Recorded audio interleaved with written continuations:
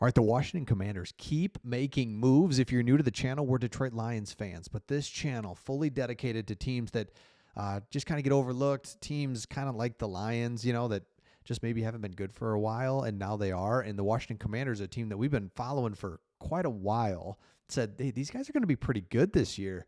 Sure enough, they're great. They beat the Lions, so kind of got this weird thing with them. All right, here we go.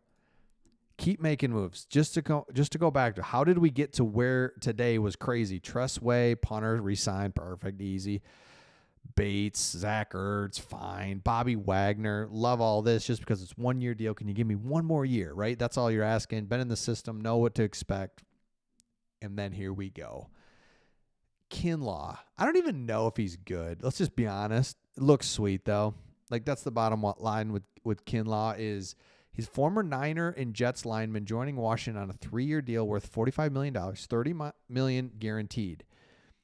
This is why this is big, is because they needed somebody. Kinlaw can be an effective run defender. Washington ranked 28th in rush yards per carry, 30th in rushing yards per game, and the Commanders need to bolster the inside, releasing Jonathan Allen. Kinlaw is only 27. Feels like he's been in the league longer than that. So he's in his prime. I wouldn't say he's entering it. I'll say he's in there. 25, 26, 27, 28. So you're going to get some prime years. In free agency, you don't get prime years from guys. And by the way, the Commanders made another move. We'll get to that in just a second. You don't get the prime years. Guys are either old, expensive, or injured in free agency. That's why you never win. Teams that win free agency never win. We all know that's easy. Like the Bears are tearing it up, and it's like, it's okay. They're tearing it up in free agency. We'll see. But this, when you dive under the hood to what the Commanders are doing, it's like, see, that's not bad. That's not bad at all. Next one, and this is the one that's like, okay, didn't see this one come in, was, by now probably that you get Laremy Tunsil and a 4th-round pick this year, and you have to give up a 3rd and a 7th, whatever. The real meat of this is next year. You give a 2nd and a 4th, which is expensive, that 2026. But right now, this year, you basically get Laremy Tunsil on a 4th, and it costs you that 3rd rounder. Perfect. I'm not trying to be just like a Commanders, just like anything they do, just like, oh, it's great, it's great. But remember what you're doing here. You've got a rookie quarterback on a rookie deal. So this year and next, it's like, let's get weird. We got to do stuff. That's just kind of how it feels. It kind of feels like a nice spring day when you've got a couple days. The weather could probably turn again. You don't know, but it's like we've been sitting inside for the last 3 months. I'm going to do something. I don't even know what I'm going to do, but I'm going to do something. That's how it feels for the Commanders. Been kind of bad for a while. Don't know what the future holds. You're going to have to pay your quarterback eventually, but you got this little window here. It's like, let's just go rake. I don't even, you know what I mean? Like, just blow off the driveway. That's what they're doing here. And I think it's so absolutely. That's why you draft a quarterback early. If it hits, you can take big swings. And that's what you have to do, because now you look at the current draft situation, the draft picks, and you've got a 1 and a 2, no 3, a 4, no 5, 6, and a couple 7s. Not that bad. Because right here in this 3rd round pick, you would have tried to find yourself a franchise tackle. Got it. So that's why I never get too hung up on the draft pick thing. I understand it, and you can go both ways.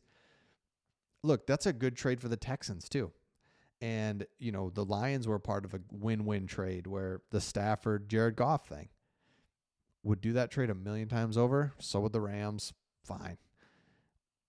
This isn't as dramatic, this one, of course, but it's like, hey, they're happy, we're happy. It's okay. I mean, both teams, there's always like the winner and losers, or who tricked who. It's like, nah, this is a good trade for everybody. I love it. So let me know your thoughts in the comments as you're watching your team really go from what are we going to be a year ago at this time to we have a franchise quarterback. We have a Adam Peters, our GM, seems to be just aggressive enough.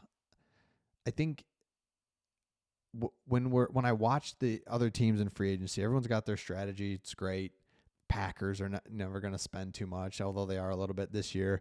You've got the bad teams are always over hyperactive this time of year. You look at the Patriots. But I do think you got to do something. Jeez. Like, what are we doing? Unless you're an established Baltimore Ravens, Chiefs, where you got some equity built up and that's kind of your thing and you're just playing for the long term. There's a couple of those, but the rest of us, like, what? Let's do something. Let's make a move, sign somebody, trade for somebody. So to see the Commanders doing that, you have to be really excited about that. But also not overdoing it too.